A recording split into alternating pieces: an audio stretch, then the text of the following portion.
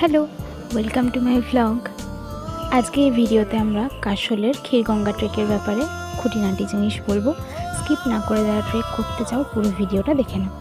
আমরা প্রথম দিন কাশলের রুদ্রাক্ষ ক্যাম্পে স্টে করে পরের দিন বাই কার বারসাইনিতে এসে পৌঁছেছিলাম সকাল 10টায়।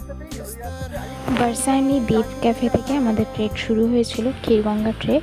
এটা 12 কিলোমিটারের একটা ট্রেক।